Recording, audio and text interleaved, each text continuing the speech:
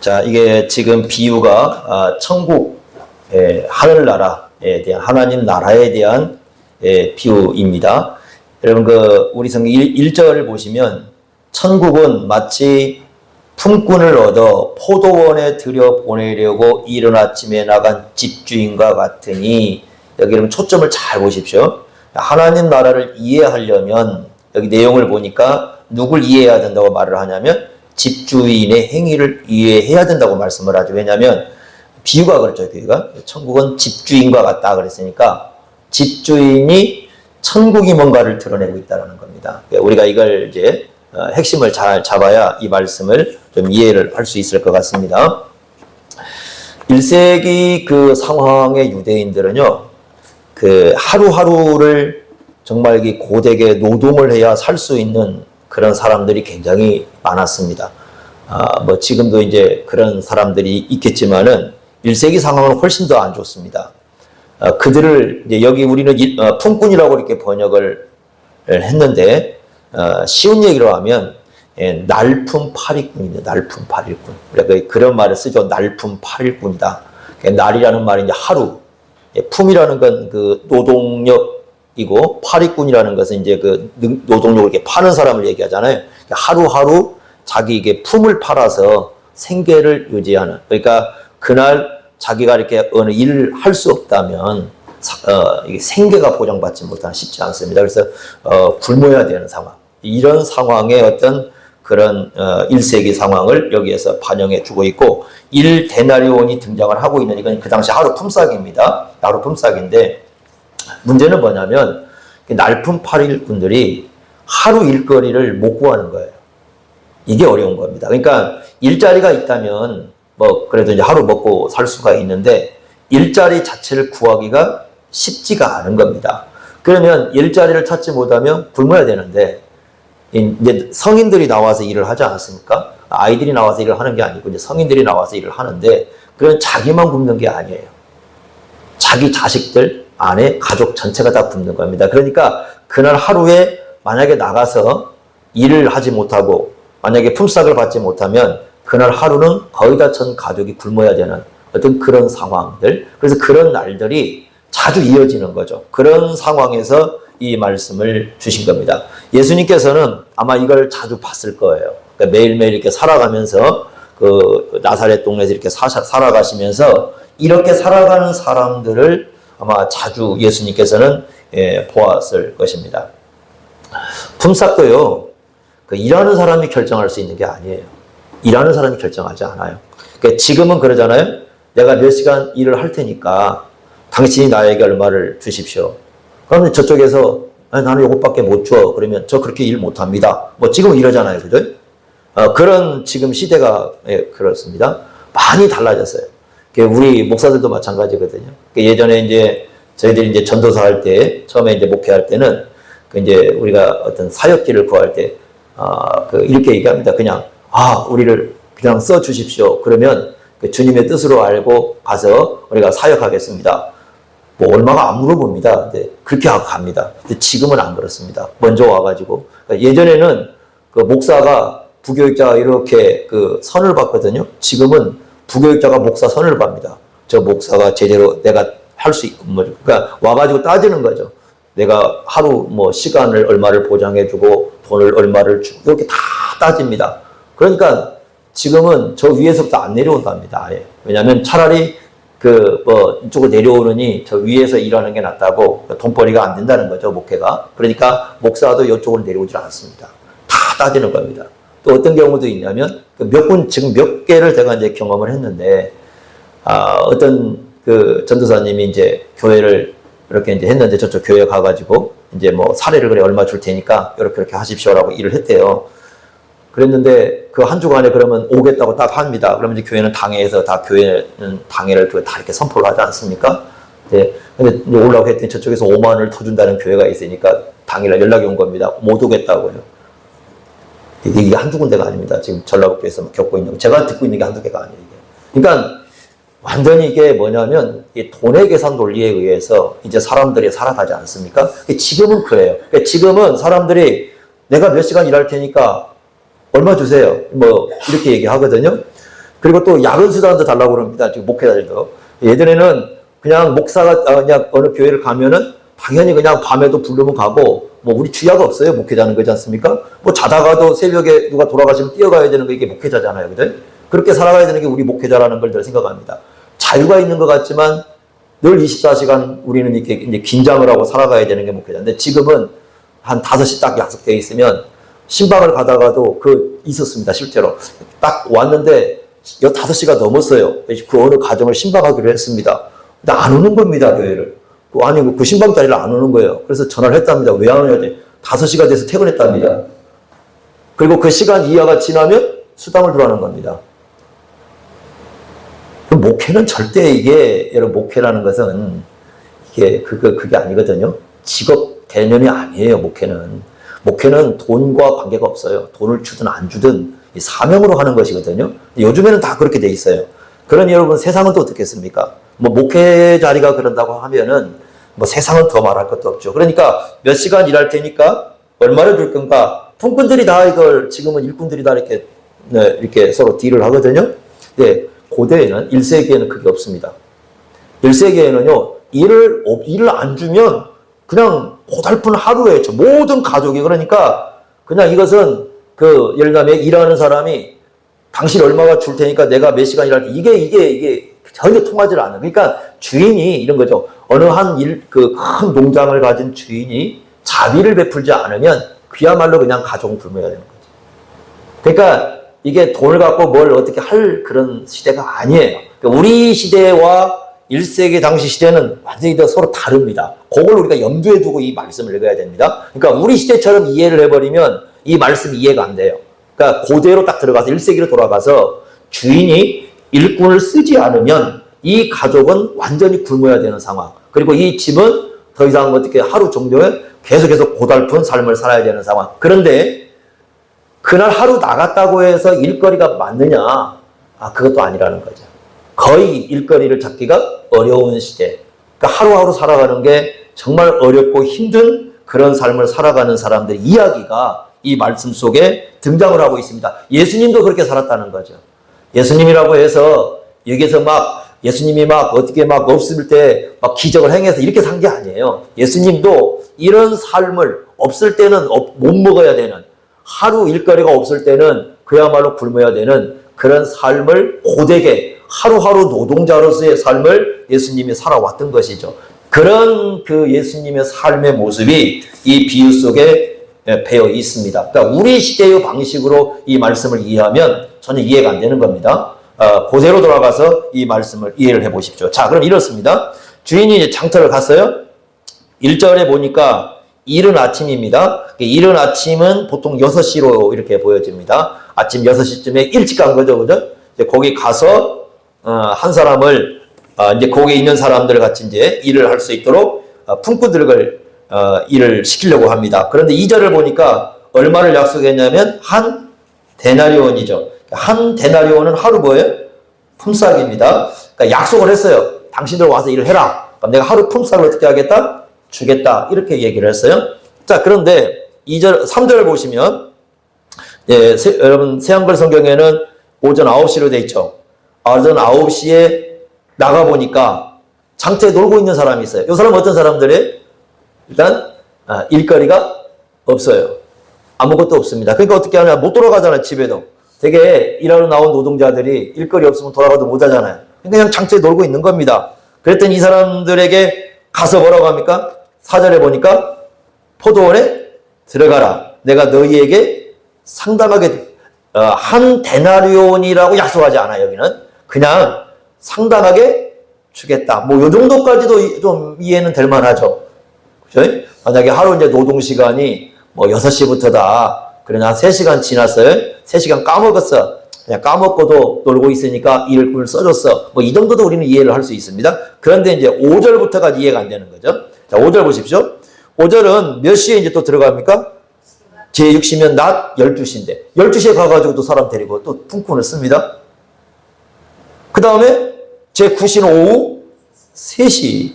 이제 정말 이해가 안 되는 현상이 발생하네요. 이제 진짜 더 이해가 안 되는 건 뭐냐면 6절이죠.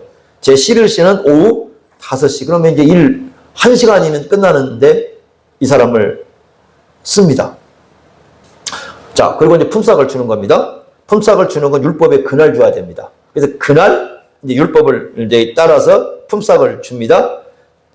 자, 주인이 계산할 때 어떻게 계산을 하느냐?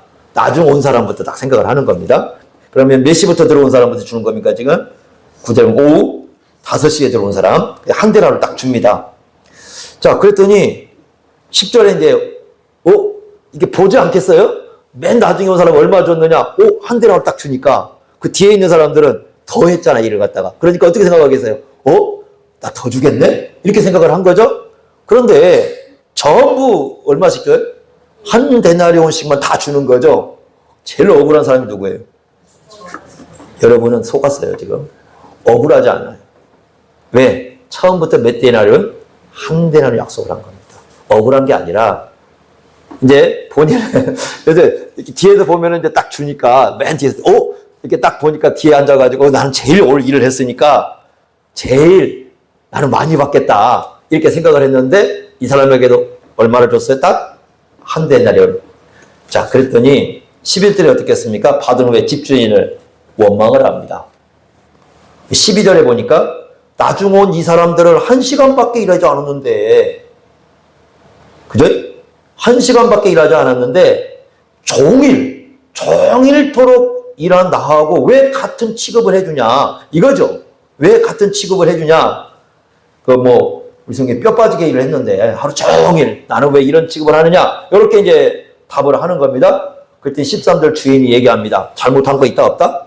없다. 왜요? 처음부터 이 사람은 6시에 들어온 사람 얼마에 약속했어요? 한 데나리온 약속을 했어요. 그리고 거기 나와 있는 것처럼 9시 그 다음에 그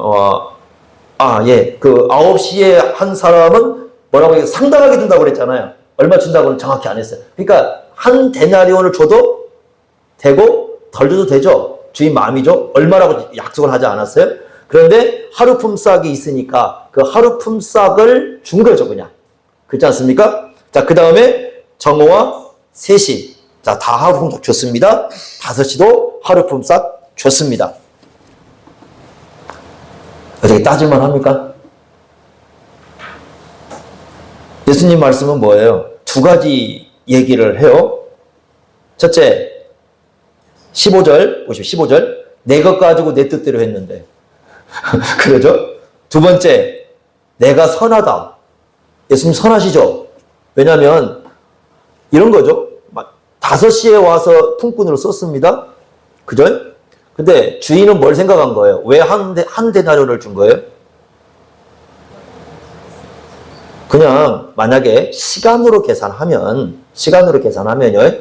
그냥 그 한 데나리온을 줄여서 줄 수 있죠. 주인은 그렇게 계산한 게 아니에요. 이 사람이 1시간 일을 했지만 가족을 계산한 겁니다. 이 사람이 이대로 돌아가면 어떻게 되는 거예요? 그냥 그걸 끝나는 게 아니죠. 근데 이 사람이 뭐예요? 누가 기다리고 있어요? 가족이 기다리고 있어요. 그래서 가족을 계산한 겁니다. 가족을 계산하고 한 데나리온을 준 겁니다. 그러니까 어때요? 굉장히 관대하죠. 관대함을 베풀어서 선한 겁니까? 악한 겁니까? 생각해보세요. 여러분, 예수님 선한 일 했어요? 악한 일 했어요? 이거 이렇게 했을 때? 선한 일이잖아요. 왜냐하면 한 사람이 지금 단지 얼마를 따지는 게 아니라 이 사람이 돌아갔을 때 기다리는 가족들, 이 가족들은 하루 종일 아무것도 먹지 못하고 기다리는 가족들, 그 가족들을 전체를 먹일 수 있도록 주인이 배려를 해준 거잖아요. 그러니까 엄청나게 선한 거죠. 주인이 해줄 수 있는. 그렇지 않습니까? 자, 이런 상황이 온 거죠. 그랬더니 이제 불평이 많습니다. 자, 이랬을 때 도대체 이 비유를 왜 예수님이 했을까라는 것이 이제 많은 사람들의 이제 이 의견들이 이제 등장을 합니다. 근데 이 말씀이요. 자, 여러분들 어디를 보시냐면 19장 30절 한번 보세요. 이렇게 말씀했어요. 먼저 된 자로서 나중되고 나중된 자로서 먼저 될 자가 많다. 이렇게 돼 있잖아요. 근데 20장 1절 첫 시작이 원문에 보면 왜냐하면으로 시작을 해요. 우리 성경은 빠져 있어요. 그러니까 왜냐하면 하고 가르쳐 주는 거예요. 그리고는 16절에 뭐라고 하면 20장 16절에 이와 같이 나중된 자로서 먼저 되고 먼저 된 자로서 나중된다. 역전현상이거든요. 도대체 이건 또 무슨 말로 이렇게 말씀을, 그러니까 분명히 지금 예수님의 말씀은 이 의미를 가르쳐 주는데 있어요. 그죠? 그런데 먼저 된 자가 나중되고 나중된 자가 먼저 된 자는 도대체 의미가 뭘까, 여기서. 근데 이런 과정 속에서 여러 가지 이제 해석이 등장을 합니다. 자, 아주 굵직굵직한 해석이 네 가지가 등장을 합니다. 첫째, 어떤 해석이 등장하냐면 이걸 구원의 관점으로 보는 겁니다. 자, 이게 로마 카톨릭에서 그렇게 해석합니다. 여러분, 그 8절에 보시면 삭슬 주라 이런 말씀이 나오잖아요. 그래서 이 삭슬 주라는 말씀이 나오는데 여기 말하는 삭슬 구원으로 해석을 해요.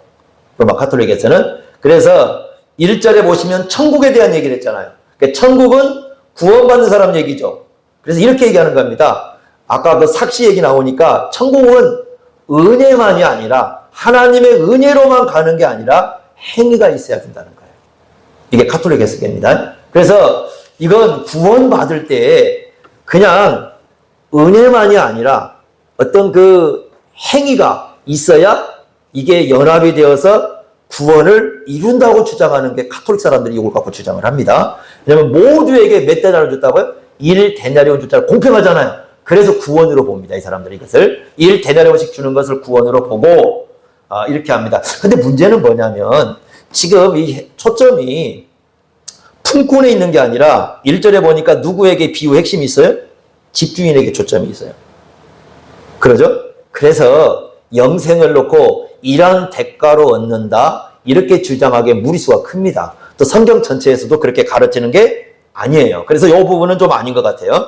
두 번째 해석은 뭐냐면 그 구원에 대한 것을 역시 이제 가르쳐 준다는 거예요. 그래서 1세기 당시에 사람들의 관심은 뭐였냐면 앞에서 예수님이요 무슨 얘기를 했냐면 부자 청년, 우리가 지난주에 부자 청년 얘기했었죠. 그리고 돌아갔어요. 그러니까 예수님께서 하나님 나라 얘기하고 구원 얘기하고 영생을 얘기하지 않습니까? 그럼 사람들의 당연한 관심이 뭐냐면 도대체 하나님 나라를 위해서 얼마만큼 일을 해야 하나님 나라를 얻을 수 있겠는가라고 사람들이 생각했다는 거죠. 네? 그래서 사람들이 하나님 나라에 들어가려면 어느 정도의 일을 해야 하나님 나라에 들어갈 수 있다.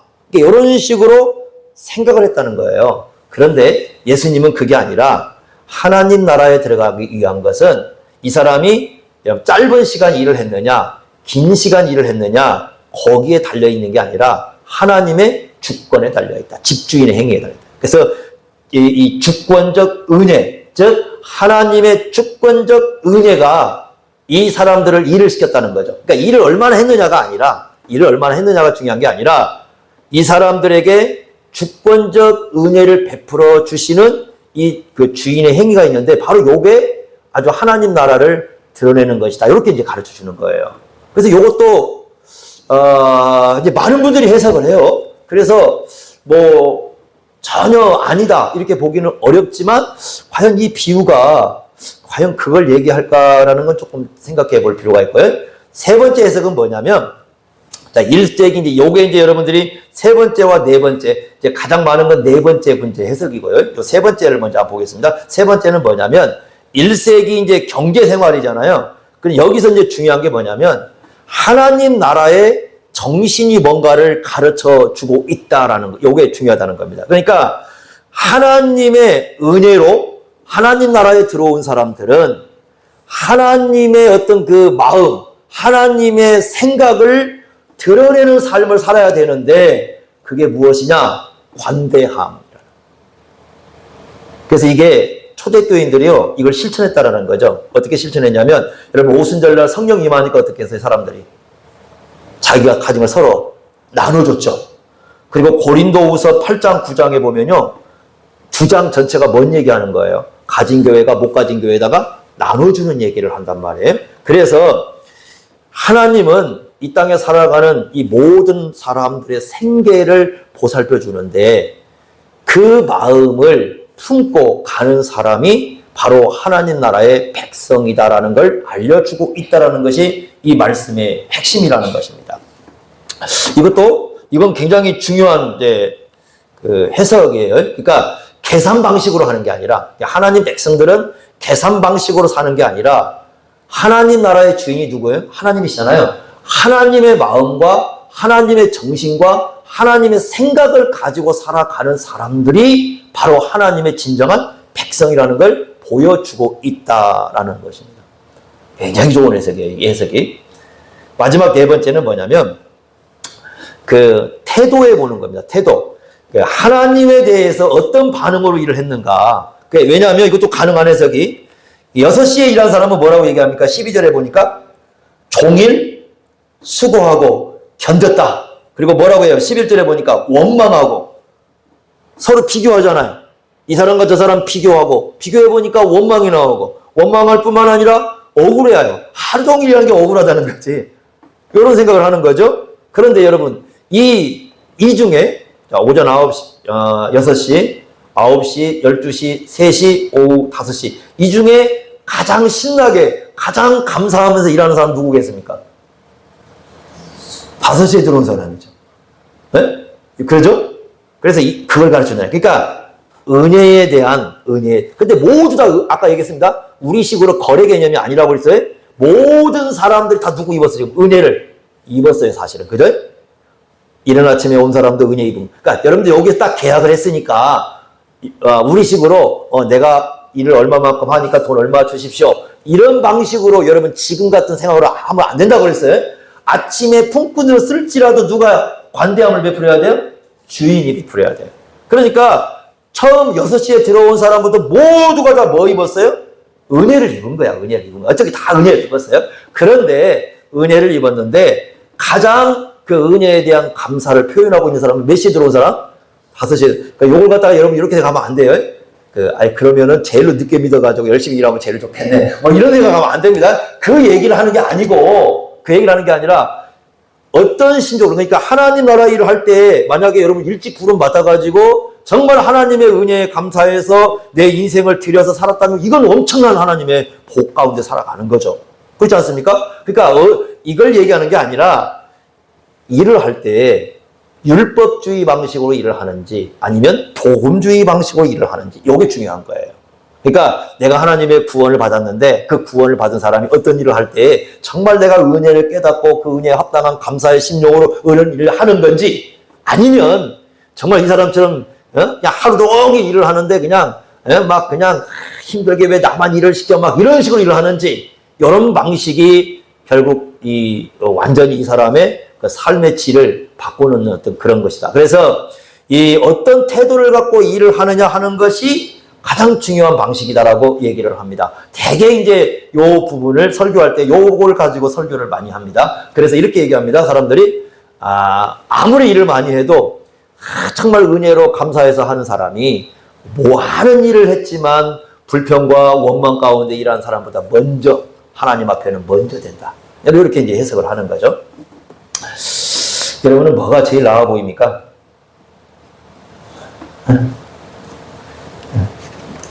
어때? 다 그럴 듯하죠. 그래서 제가 이 예수님 비유를 해석하는 데 있어서 가장 어려운 비유 중에 하나가 바로 이 비유예요. 여러 개 있어요. 비유가 어려운 게 있는데 이 비유가 하나인데, 저는 어디에 가장 관심이 좀 가보냐면 네 번째가 아니라 세 번째입니다. 솔직히 말하면 세 번째. 요 세 번째하고 네 번째가 약간 우리가 좀 이렇게 합해서 이해를 하면 이 말씀이 좀 중요할 것 같아요. 그러니까 요것은 단지 경제 생각만 얘기하는 게 아니라는 거죠. 왜냐하면 예수님이 겪었을 당시에 1세기 당시에 경제 생활을 가지고 왔지만 실제로 예수님이 가르치는 것은 하나님 나라가 뭐냐를 가르치고 있기 때문에 하나님 나라는 이런 거죠. 우리 하나님 나라니까 주인이 하나님이시잖아요. 이 하나님의 생각과 하나님의 마음과 하나님의 정신을 누가 더 이 현실 세상 속에서 잘 드러내고 살아가느냐, 이게 주님께서 보시는 가장 중요한 부분이다. 이런 걸 지금 가르쳐주고 있다는 거죠. 여러분, 왜 이 얘기가 나오냐면 앞에서 제자들이 무슨 얘기를 했습니까? 부자청이 돌아가 버렸잖아요. 그러니까 제자들이 뭐라고 하냐면, 여러분 19장 27절에 보니까 우리는 모든 것을 버리고 주를 어떻게 했다? 따랐습니다. 그러면서 뭐라고 해요? 그 다음에 우리가 뭘 얻을 수 있죠? 이렇게 물어보는 거예요. 그리고 얘기를 하는 겁니다. 그러니까 이 사람들은 뭐냐면 비교를 해봤어요. 벌써 저 사람에 비해서. 그죠? 아, 저 사람 돌아가 버렸어. 근데 우리는 모든 걸 버렸으니 아, 우리에게 그만큼 더 어떻게 큰 것을 많이 우리에게 더 달라는 거잖아요.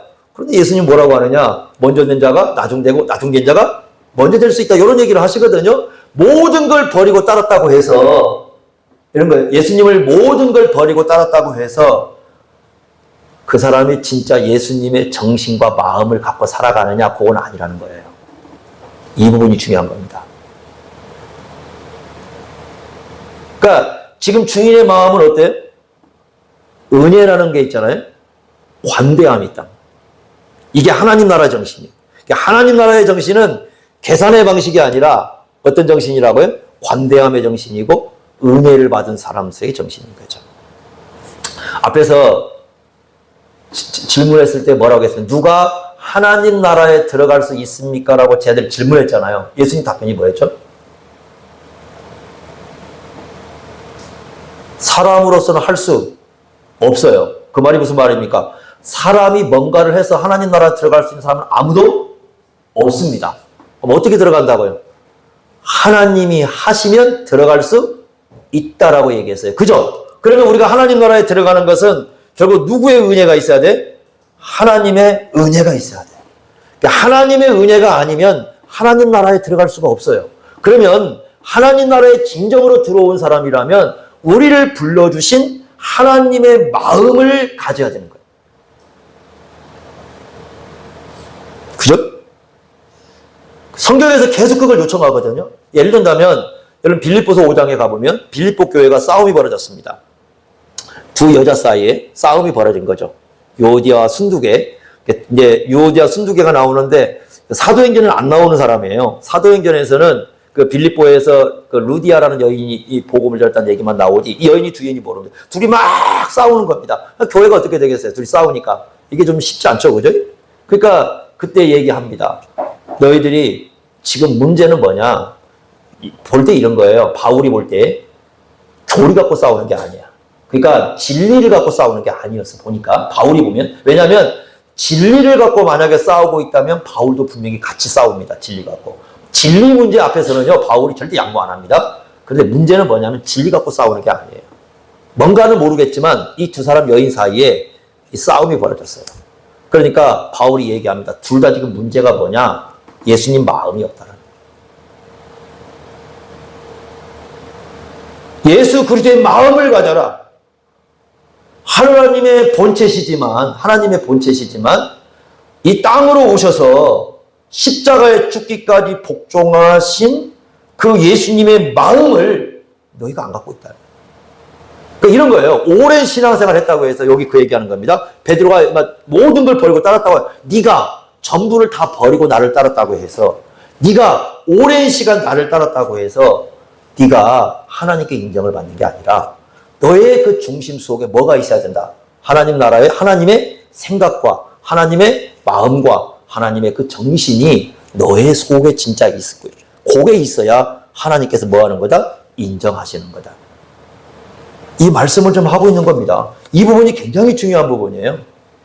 여러분 여기는 나오지 않지만 나중에 보면은 이제 막 제자들이 가면서 막 이때 어떤 사건이 발생했냐면 막 예루살렘에 제자들끼리 싸웁니다. 서로. 뭐 때문에 싸웠어요? 누가 크냐 갖고 싸워요. 그러니까 예수님을 믿는다. 예수님을 따른다. 참 중요한 부분이죠. 더 중요한 건 뭐냐면 그 예수님의 마음을 갖고 따라가는 거예요. 예수님의 생각을 갖고 따라가는 거예요. 이게 어떻게 이루어지느냐가 결국은 그 사람의 인생을 이 질을 결정해주는 굉장히 중요한 부분이에요. 그래서 천국이라는 건 뭐냐면 천국이라는 것은 하나님 나라는 것은 여러분 우리는 이렇게 생각해요. 천국 죽어서 간다 이렇게 생각하잖아요. 근데 예수님은 그게 아니라는 겁니다. 천국이 지금 어디에서 펼쳐지고 있다는 거예요. 경제세계 1세기 당시에 가장 어려운 그 경제세계잖아요. 하루 먹을 게 없어가지고 날품팔이 해야 되는 그러나 그 날품팔이도 할 수 없는 사람들이 살아가는 세상이잖아요. 그 사람들 세상 속에서 뭐가 펼쳐지고 있어요? 천국이 펼쳐지고 있어요. 어떻게? 관대함. 하나님의 그 관대한 마음이 이들 속에 드러나는 거예요. 그러니까 우리가 그렇게 살아야 된다는 거예요. 여러분들이 내가 요만큼 하면 이런 겁니다. 요만큼 해도 되는 거죠. 그죠? 요만큼 해도 돼요. 만약에 여러분 이런 거죠. 주인이 이런 거죠. 5시에 들어온 사람에게 너는 1시간밖에 일을 안 했으니까 만약에 하루 품삯이 10만 원이라면 너는 10,000원만 줬다. 그래도 불평할 수 있어요? 없어요? 없어요. 요만큼만 해도 돼요. 그게 사람의 마음이다. 요만큼 한다고 해서 뭐라고 할 건 아니에요. 그런데 관대함이라는 건 뭐냐면 이만큼 해도 되는 걸 넘어서는 게 관대함이에요. 그것은 관대함이라는 것은요. 요만큼 넘어서는 건데 그 넘어서는 것은 예수님의 마음이 없으면 안 되는 거예요. 그냥 예를 들면 세상 사람들처럼 내가 조금 더 줄게 그게 아니고요. 예수 그리스도의 그 우리에게 베풀어 주신 그 은혜, 그 관대함에서 나오는 관대함이에요. 내가 이만큼만 해도 돼요. 예수 믿는 사람들 요만큼 해도 누가 뭐라고 할 사람 없어요. 세상 욕할 사람 없고 이렇게 해도 다 법적으로 문제가 안 돼요. 그런데 그걸 넘어서는 겁니다. 우리가. 그게 예수의 마음. 이걸 갖고 살아가는 사람이 결국 진짜 하나님 나라를 드러내는 거예요. 그걸 어디에서 하느냐? 여러분 이것이 어떤 사람은 이상주의로 하는 게 아니라 처절하게 현실 속에 살아가는 사람들. 그러니까 기독교인이라는 사람들은 저 하늘을 바라보고 천국이라는 나라가 저 하늘 나라니까 저 하늘만 바라보고 내가 믿고 가면 된다. 이게 아니라 현실적으로 이 땅에서 정말 날품바리로 살아가서 하루 먹을 수 없는 그런 사람들 앞에 어떻게 예수님의 마음을 드러내느냐? 그게 하나님 나라를 드러내는 거예요. 이 땅에서 드러내는 거예요. 죽어서 가는 나라가 아니라 당연히 가겠죠. 근데 그 나라가 아니라 이 땅에 살아가는 이 현실 속에서 어떻게 예수님의 마음을 드러내느냐? 그게 진정한 하나님 나라의 백성이고 하나님 나라를 드러내는 거예요. 그걸 우리에게 말씀해 줍니다. 우리가 이런 부분에서 한번 많은 생각을 해볼 필요가 있습니다. 삶은 여행입니다. 어떻게 보면 삶은 여행이죠. 이게 방랑과 여행은 달라요. 방랑은 가야 할 방향이 없이 떠도는 사람은 방랑하는 거고요. 여행은 목적지가 있습니다. 그 목적지를 향해서 가고 있는 여행을 우리가 살아갑니다. 그래서 성경은 예수 믿는 사람들을 다 뭐라고 부르고 있어요? 나그네라고 부르고 있습니다. 나그네라는 건 여행하는 사람입니다. 여행은 이제 제가 이렇게 여행을 쭉 이렇게 쭉쭉쭉 이렇게 하는데 분석을 이렇게 좀 해서 몇 개를 나눠서 이렇게 얘기를 합니다. 첫째는 장소의 여행이 있죠. 그러면 내가 어디 좀 갔다 와야 되겠다. 여행하는 거죠. 그죠? 그래서 뭐 내가 오늘 어디 좀 가보고 싶으면 꽃도 보고 싶어. 그래, 그 가면 나한테 갔다 올 수 있죠. 그건 장소의 여행이죠. 우리가 어느 장소를 갔다 오는 거니까. 그건 예수 믿든 안 믿든 모든 사람이 행하는 거죠. 근데 이것은요, 취향 문제일 수 있어요. 예를 들면 나는 밖에 나가는 거 별로 안 좋아해. 그런 사람은 아무리 꽃이 핀다고 해도 안 나가죠. 나는 밖에 나가는 거 좋아 하는 사람들은 어디 꽃만 폈다면 나가죠. 그러니까 본인 취향에 따라서 장소로 여행을 합니다. 어떤 사람들은 외국 나가는 게 너무 싫으니까 안 나가죠. 어떤 사람은 나갔다 오니까 나가보고 싶어 나갔다 온 사람도 있겠죠. 이런 장소로 여행은 본인의 취향 문제고 어떤 그 바탕이 되어줘야 장소로 여행을 할 수 있습니다. 두 번째는요. 시간으로의 여행이라는 게 있습니다. 시간으로 여행은 태어날 때부터 죽음으로 향해서 가는 겁니다. 이건 아무도 거부 못합니다. 아무리요 세상에 많은 것을 의학을 발전을 시키고 아무리 세상에서 뭐 화장품 발전을 시켜도 사람이 늙어가는 거 막을 수 없어요. 죽음도 막을 수 없습니다. 네? 강철 같은 사람이 어느 날 가장 약해진 사람이 될 수 있습니다. 시간으로의 여행은 누구나 하고 있습니다. 우리는 다 시간으로의 여행을 하고 있습니다. 여기서는 쉽게 갈 수 없어요. 태어난 순간부터 다 시작됩니다. 아이라고 예배되지 않습니다. 아이도 자라나고 있고 모든 사람들은 시간으로의 여행을 하고 있습니다. 우리는 모두 그 시간의 여행을 하고 있어요. 예수 믿든 안 믿든 다 우리는 그 여행을 지금 하고 있습니다. 그런데 단 하나, 죽음에서 갈라집니다. 죽음에서 어떻게 갈라지냐? 영원히 갈라집니다. 시간으로의 여행의 끝은 죽음이라고 한다면 이 죽음에서 영원히 갈라져요. 한쪽은 하나님 나라라는 쪽으로 이 하나님을 중심으로 모이는 영원한 나라고 또 한쪽은 지옥이라는 요런 틀 속에서 영원히 이쪽에서 나갑니다. 그래서 C.S. 루이스는 이렇게 얘기합니다. 지금 세계에서 현실 세계 속에서 이미 천국과 지옥을 경험하고 있다. 천국은 뭐고 지옥이 뭐냐? 간단하게 설명합니다. 지옥은 나를 향해서 살아가는 사람이고 천국은 하나님을 향해서 살아가는 사람. 이렇게 얘기합니다. 나마 중심, 나를 향해서 늘 나를 향해서 걸어가는 사람들은 지옥을 맛볼 것이고 하나님을 향해서 걸어가는 사람은 천국을 맛볼 것이다. 이미 이 땅에서부터 시작되고 있다고 얘기합니다. 그래서 이게 이렇게 표현합니다. 천국과 지옥을 뭐라고 표현합니까? 영원한 이별이다. 죽음 이후로 영원한 이별. 우리는 시간이 끝나고 나면, 시간이 마치고 나면 둘 중에 하나를 가야 되는 거예요. 이 죽음이라는 겁니다. 그런데 그걸 향해서 우리 지금 시간 여행을 하고 있습니다. 세 번째는 하나님의 어떤 그 계획을 실천하는 여행이 있어요. 그 누구를 통해서 볼 수 있으면 사도 바울 있잖아요. 사도 바울은 우리가 사도행전에서 전도 여행을 몇 번 합니까? 3번을 한다고 나오잖아요. 여행이라고 쓰고 있잖아요. 그러니까 이 사람은 어떤 여행이냐? 생명을 살리는 여행을 합니다. 그게 하나님 계획이잖아요. 여기 나와 있는 것처럼 이방의 빛으로서 생명을 살리는 여행을 합니다. 바울은 자기 인생을 통해서 그 생명을 살리기 위한 하나님의 계획을 따른 여행을 시작을 합니다. 그래, 그런 삶으로의 여행이 있어요. 요건 예수 믿는 사람만 하는 거예요. 요거 예수 믿지 않는 사람은 이런 여행 없습니다. 예수 믿는 사람만 하는 여행입니다. 또 하나, 예수 믿는 사람만이 또 하나 하는 여행이 있습니다. 어떤 여행이냐? 저는 요게 굉장히 중요하다고 보는데 성장으로의 여행입니다. 자라나는 거잖아요. 누굴 향해서 자라나라고 그랬습니까? 예수를 향해서. 우리 앱에서 나오잖아요. 그 머리가 누구다? 예수다. 예수를 향해서 자라나는 거거든요. 요건 성장으로의 여행인데 여러분 이것은 인생을 오래 살았다고 해서 이루어지는 게 아니에요. 성장은요. 성장통을 겪어가면서 자라나가는 건데 오래 살았다고 이게 성장되는 게 아니라 얼마나 하나님의 은혜와 하나님 나라를 깊이 깨닫고 예수님을 얼마나 올바로 아느냐에 따라서 결정이 되는 겁니다. 왜? 성장의 목표가 누굴 닮아가는 거예요? 예수를 닮아가는 거예요. 그래서 진정한 성장을 이룬 사람의 특징은 제가 이제 요번에 저기는 좋아하는 건 아니에요. 왜냐면 우리 이제 학자는 아니니까. 근데 너무 책 제목이 멋있는 제목이 하나가 뭐냐면 이런 제목이 있을 겁니다. 예수님을 생각나게 하는 사람. 이런 제목이 있어요. 예수님을 생각나게 하는 사람.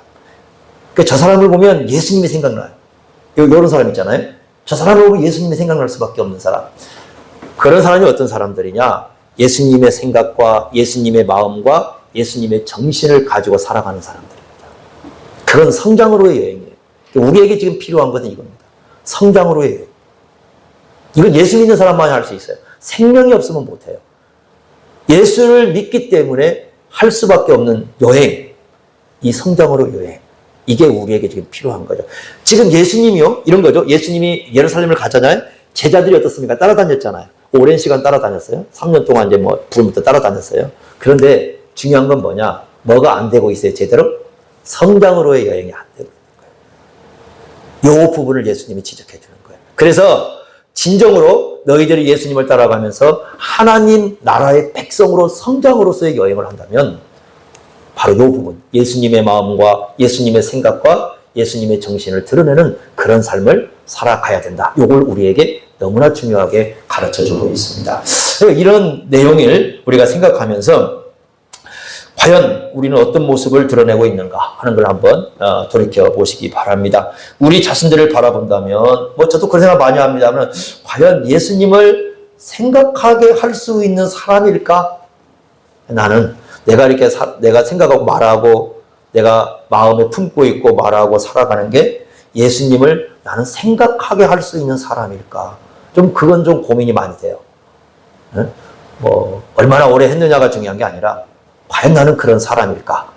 그 마음을 나는 좀 드러내고 있을까? 이 부분이 굉장히 좀 중요하다고 봅니다. 그런 의미에서 본다면 세 번째와 네 번째 해석이 상당히 우리에게 의미가 좀 있지 않을까 이렇게 좀 생각을 해봅니다. 그래서 이 비유를 여러분 기억하시면서 여러분의 모든 삶을 통해서 예수 그리스도를 좀 생각나게 할 수 있는 그러한 우리 품격, 인격, 성품이라고 할까요? 그런 것들을 우리 안에 계속해서 갖추어 나가는 삶을 살아갈 수 있기를 바랍니다. 기도하겠습니다.